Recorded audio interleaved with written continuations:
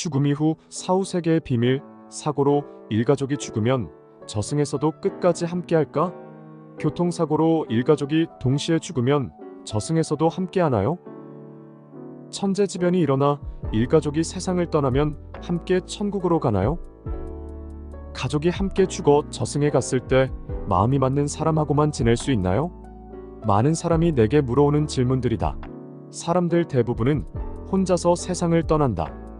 그러다 보니 교통사고나 비행기 사고, 천재지변 등으로 일가족이 죽으면 저승에서도 함께하는지 흩어지는지 궁금해한다. 이승에 비하면 저승은 더 복잡하고 정교한 법칙이 적용되는 곳이다. 인간적인 사고로 죽음 이후에 일어나는 과정을 이해하려고 하면 안 된다. 혼란만 가중되고 두려움만 커진다. 죽음 이후의 세계는 정신의 세계, 즉 영성의 세계다. 그래서 이번 생이 처음이자 마지막이라고 믿는 보통 사람에게 죽음 이후에 일어나는 일들을 설명하거나 이해시키기는 너무나 힘들다. 아니 불가능하다고 말하는 게 정확할 것이다. 육신의 옷을 입고 있는 인간으로 사는 지금 죽음 이후의 세계에 대해 알고자 한다면 영성의 눈이 뜨이거나 영안이 열려야 가능하다. 인류 역사상 가장 유명한 사후세계자인 임마누엘 스베덴보리가 있다. 그는 스웨덴의 천재 과학자로 27년간 사후세계에 다녀와 그 경험을 책으로 남겼다. 그는 책에서 우리가 죽었을 때 가장 먼저 가는 곳인 정령계에 대해 자세히 설명하고 있다. 또한 한 가족이 동시에 죽음을 맞았을 때 영혼 세계에서 일어나는 일에 대해 자세히 설명하고 있다. 그는 이렇게 말한다. 이 세상의 인간이 죽어서 제일 먼저 가는 곳이 바로 정령계다. 인간은 죽은 후 즉시 영이 되는 것이 아니라 일단 정령이 되어 정령계에 들어간다.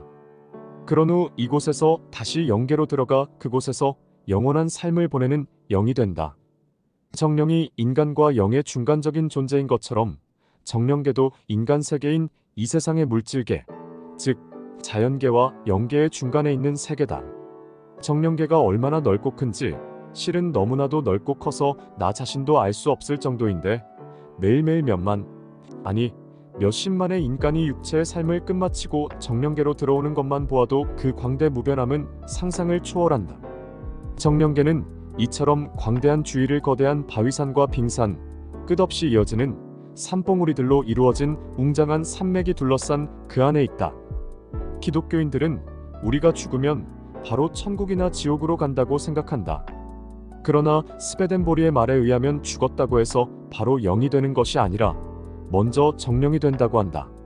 정령이 되어 정령계에서 얼마 동안 시간을 보내게 된다고 한다. 여기서 말하는 정령계란 성당에서 일컫는 연옥이다. 이곳은 인간이 사는 지상계와 영계의 중간에 있는 세계다.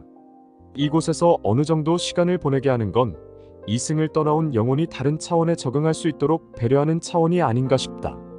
정령은 이곳에서 지상계에서 인간으로 살며 받았던 상처와 고통 등을 어느 정도 치유한 후 영계로 이동하게 된다.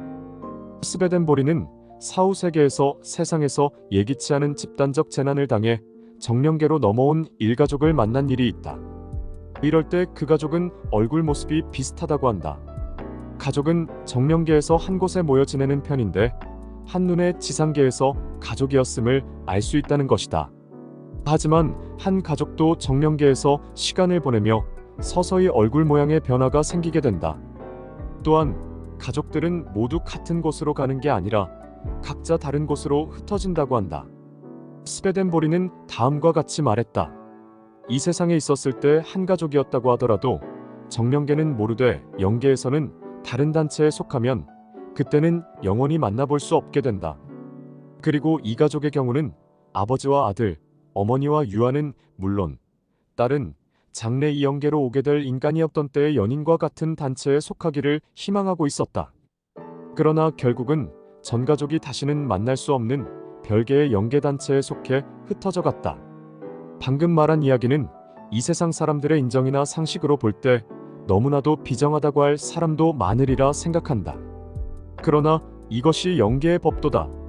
인간으로 살 때 조화롭지 못했던 가족은 사후세계에선 함께하지 못한다. 정령계와 영계, 즉 영적 세계는 조화의 법칙에 지배받는다.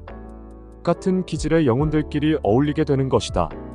따라서 부부간에, 부모와 자식 간에 조화롭지 못하다면 사후의 다른 세계에서 다시 만날 일은 없다.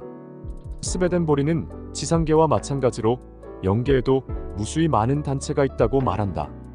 어떻게 보면 영계에서의 삶이 지상계에서의 살보다 더 바쁘다고 한다. 영계에는 무수한 영의 단체가 있다. 영들은 누구나 다 자기에게 가장 적합한 단체에 속해 영원한 삶을 누린다. 인도하는 영이 나타나 죽은 사람의 영과 상념을 교환하는 것도 그 죽은 자의 영이 과연 인도하는 영과 같은 단체에 속할 수 있는 성질을 갖는지 어떤지를 알기 위해서다. 그러므로 이 상념의 교환을 통해 같은 단체에 속할 수 있는 성질을 새로운 영이 갖고 있다고 판단되면 인도하는 영은 자기 스스로 죽은 자의 영을 영계로 인도해 간다. 반대로 그 죽은 자의 영이 다른 영계의 단체에 속해야 한다고 판단되면 이렇게 한다. 죽은 자의 영을 육체 안에 그대로 둔 채 사라져버린다. 이런 때 죽은 자의 영은 그 뒤 잇따라 나타나는 인도하는 영에 의해서 자신이 장래에 속해야 할 단체가 확인될 때까지 육체 안에 남아 영의 삶을 보내게 된다. 이 세상에서는 아무리 꼴보기 싫고 죽도록 미운 사람일지라도 억지로 참으며 관계를 이어가야 한다. 하지만 영적 세계에서는 그렇지 않다. 서로 조화되지 않는 존재들끼리 함께하는 일은 없다. 지금의 가족 중 서로 맞지 않고 상처를 주는 사람이 있다면 사후 세계에선 함께하지 않게 될 것이다.